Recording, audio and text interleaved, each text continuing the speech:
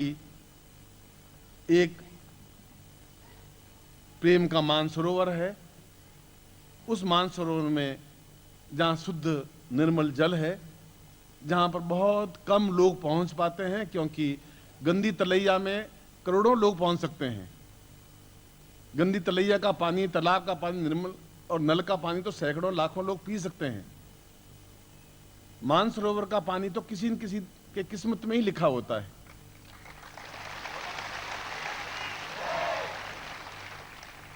उस मानसरोवर में एक प्रेम के जहाज पर अपने शिष्यों को बिठाकर और अपने को बिठाकर जीवन का जो भी क्षण बचा है वह उनके साथ व्यतीत कर दूं, यही भावना मुख्य रही, यही भावना प्रधान रही, यही चिंतन में कर रहा है।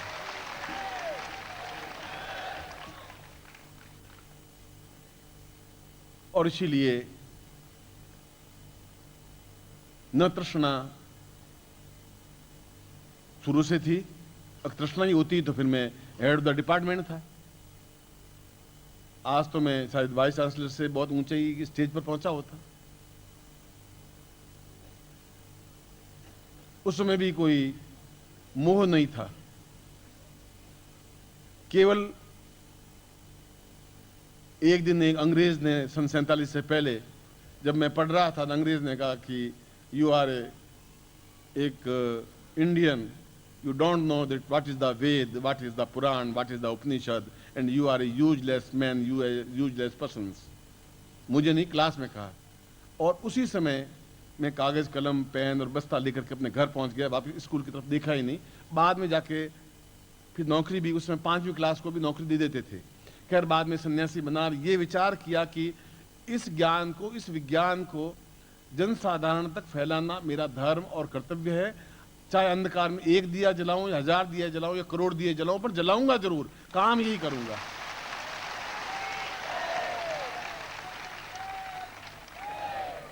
और आज भी आप देखेंगे तो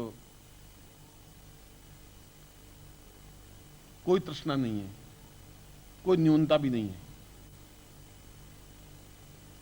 कोई ऐसा नहीं है कि मैं सोने के अंबार लगा करके जाऊं या 10-15 मकान महल खरीद करके जाऊं या मिल लगा करके जाऊं, या ऐसी भावना प्रारंभ में नहीं थी, आज भी नहीं।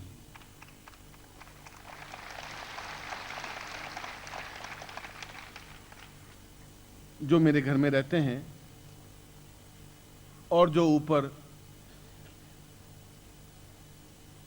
जो खाना बनाते हैं, वो खाना बनाने वाला आज 15 साल से वही व्यक्ति मेरे लिए खाना बनाता है। 15 साल से वही व्यक्ति।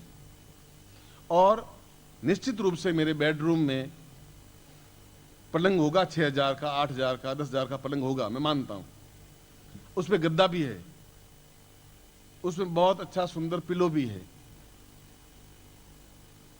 मगर मैं पिछले 12 साल से उस पलंग की अपेक्षा नीचे चादर जमीन पर बिछा करके सोता हूं, पलंग पर नहीं लेटता हूं।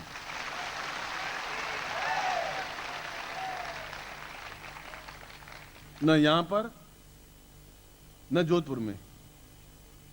और वो कहते हैं कि आप ऐसा क्यों करते हैं। मैंने कहा ऐसा क्यों करता हूं, यह एक रहस्य है, यह एक जीवन का मर्म है। पुत्र भी कहते हैं और जो देखता बहू हैं वो भी कभी कभी हंसती हैं कि ये क्यों 10-15 साल से ऐसा क्यों कर रहे हैं। एक राजा था और पुराने जमाने में एक राजा ने घोषणा कर दी कि मैं अब संन्यास लूंगा, मेरे पुत्र कोई नहीं है, कल सुबह प्रातः काल जो भी पहला इस शहर में प्रवेश करेगा उसको मैं राज्य गद्दी सौंप दूंगा। ऐसा कभी कभी पहले लोग मन में चिंतन करते थे, आज भी करते हैं। शिष्य कहते हैं कि नया साल गुरुदेव के साथ मनाएंगे, यह बहुत अच्छा घी है, असली घी है, ये गुरुदेव को खिलाऊंगा, यह उनकी भावना होती है। अब गुरुदेव खाएं नहीं खाएं, मगर उनकी भावना ये रहती है। वो राजा बन गया, बिल्कुल एक फटे हाल, सूखा हुआ शरीर, हड्डियां निकली हुई, कपड़े फटे हुए, धोती फटी हुई, बिखरे हुए बाल, और वह पहली पहली बार कहीं से आ रहा था और शहर में घुसा।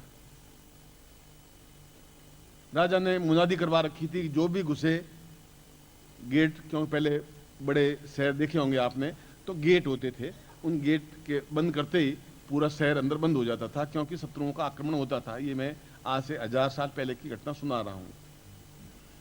उसको पकड़ के राजा के सामने लाए।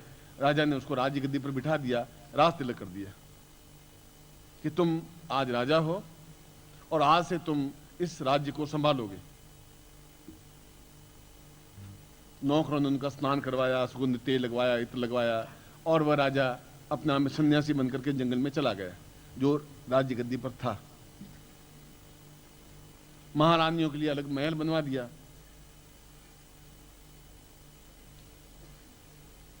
एक अच्छी राजकुमारी थी, उसके साथ, अपनी लड़की के साथ उस फकीर का, उस व्यक्ति का, उस निर्धन व्यक्ति का शादी कर दी। महल बहुत बड़ा था। महल के सारे दरवाजे, सारे ताले लगे होते थे। एक चाबी सेनापति के पास होती थी, एक मंत्री के पास होती थी, 5-7 चाबियां महारानी के पास होती थी, जो जिसके साथ शादी की थी। मतलब एक चाबी हमेशा अपने पास लटकाए रखता था, इतनी बड़ी चाबी, और लटकाए रखता था। और हफ्ते में एक बार जाता, उस कमरे के अंदर जाता, 10 बाई 10 का कमरा था, और अंदर से दरवाजा बंद कर लेता और आधा घंटा उसके अंदर बैठा रहता, और फिर बाहर निकलता, फिर ताला लगा देता, फिर उसके ऊपर दूसरा ताला लगाता, फिर अंदर तीसरा ताला लगाता, फिर चाबी अंदर लटका देता। सेनापति ने कहा कि इसमें क्या है, हीरे जवाहरात तोश खाना है, वह तो खजांची के पास चाबी है जिसका हिसाब रहता है। सेना की सारी चाबियां मेरे पास में है। उत्तम कोटि के जो कार्य हैं, सोने की गिन्नियां हैं, बस मंत्री के पास में है। जो बहुमूल्य सामग्री है, उनकी चाबियां महारानी के पास में। ये एक चाबी अपने पास लटका रखा था, क्या चीज क्या है? और हर हफ्ते जाता है, अंदर घूम करके देख के आता है क्या ये।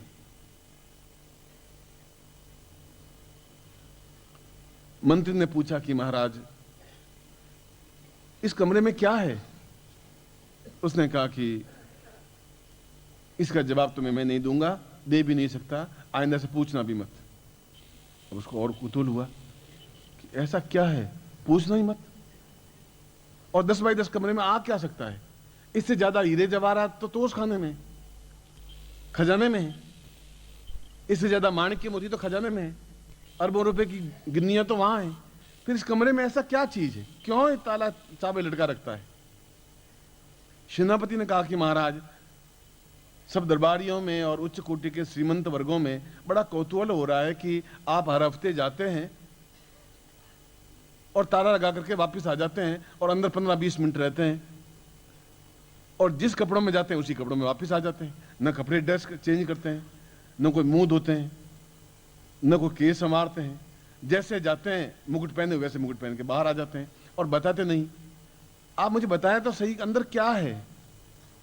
उनका सेनापति, ये एक लास्ट बात सुना दिया, अंतिम बार तुम्हें मैं सेनापति पद से मुक्त कर दूंगा यदि तुमने ये पूछा कि इसके अंदर क्या है। साला ये तो एक अजीब सा राजा है, अंदर क्या है कुछ पता ही नहीं। आखिर सब लोग महारानी के पास गए कि तुम कुछ प्रेस करो, कुछ दबाव डालो, कुछ कहो। राजा लोग बताए से इसमें अंदर है क्या, एकदम से कुछ तो पता पड़े। जरूर कोई बहुत बड़ा खजाना होगा, बहुत बड़ी चीज होगी, पर ऊंचे से ऊंचा हीरा तो जो कम से कम 50 करोड़ का, 50 कैरेट का हीरा तो तोश खाने में। बहुत बड़े बड़े माणिक्य के हार तोश खाने में। अरबों अरबों रुपए के खजाने, सोने की गिन्नियां तोश खाने में पड़ी हैं, जिनका हिसाब खजांची के पास है। इसमें ऐसी क्या चीज है? मान का चिंता मत करो, मैं मालूम करती। मारे ने कहा कि एक ने खाना खिला रही थी, पंखा जल रही थी, कि आपसे एक सवाल पूछूं।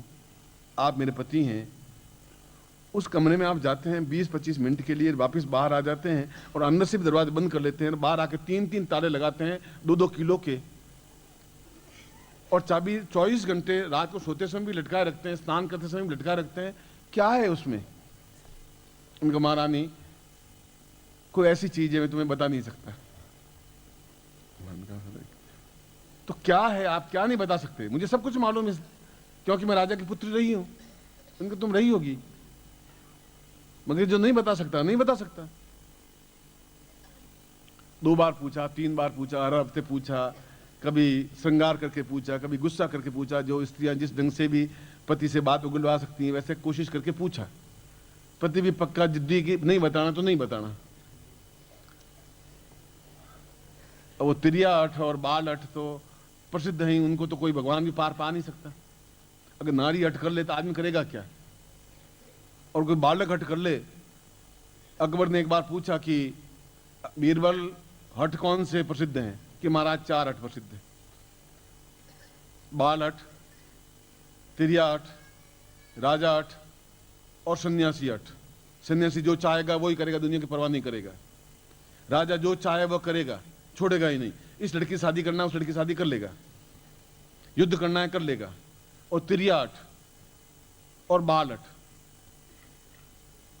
बाल हट क्या होता है? तिरिया हट तो हो सकती है, कल एक बालक को लाओ, कैसा हट कर सकता है? मैं हट खत्म कर दूंगा, जो मांगेगा वो दे दूंगा। वो क्या, फूल, ये ले फूल ले, सोना, ये सोना ले ले, हीरों का हार, ये हीरों का हार ले ले, मिठाई, ये मिठाई ले ले, कि मैं कल ले आऊंगा। दूसरे दिन एक बालक को लेके आया अकबर के सामने। आप आवाज नहीं करें कृपया, थोड़ा शांत रखें, और मां को दे दें तो वो शांत हो जाएगा। इसी को बालट कहते हैं।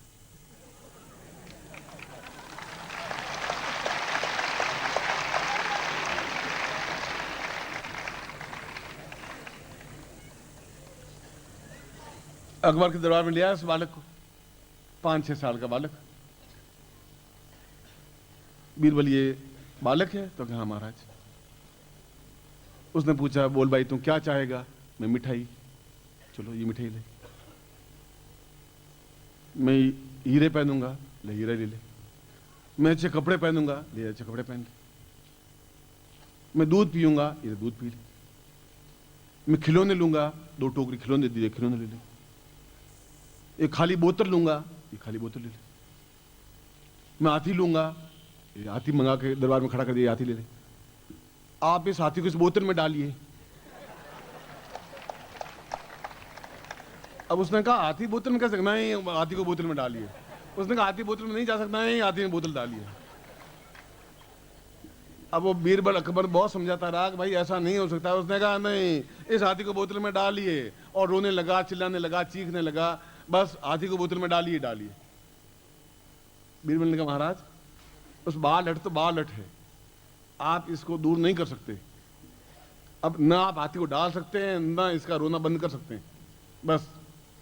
अब ये बाल हट है, बाल हट है।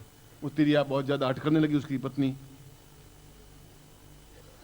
तो रोज जब झिकझिकबाजी होने लगी तो उसने कहा चलो मैं हाथों में दिखा देता हूँ। सेनापति को लिया, मंत्री को लिया, 1-2 श्रीमंत वर्गों को लिया, रानी को लिया, और खुद गया।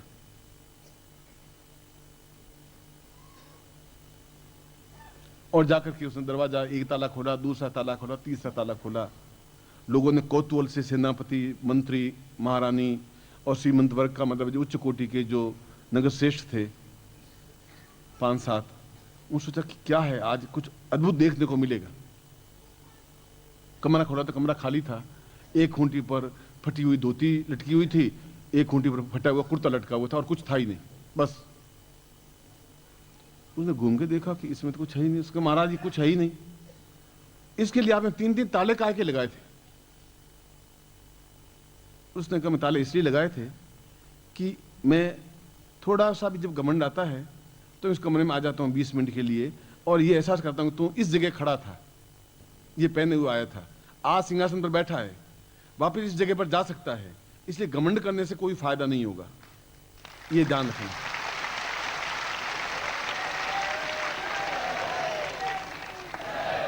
और मैं भी उस पलंग के नीचे चादर पर इसलिए सोता हूं कि मैं ब्राह्मण का बेटा था और जमीन पे सोया था। मुझे अहंकार करना ही नहीं है, मुझे इस चादर पर ज्यादा गहरी नींद आनी चाहिए। पलंग है, लोगों ने पलंग दे दिया तो दे दिया, इसी दृष्टि से। नौकर जरूर, वो सेवक खाना बनाने वाला जरूर 4-5 सब्जियां बनाता है। मैं सद्गुरुदेव डॉक्टर नारायण दत्त श्रीमाली जी के दुर्लभ वीडियोस, पुस्तक, पत्रिका एवं साधना की निशुल्क दीक्षा प्राप्त करने के लिए नीचे लिखे हुए नंबर पर वीरल पटेल जी को व्हाट्सएप पे अपना नाम और अपने शहर का नाम लिखकर भेजें। धन्यवाद।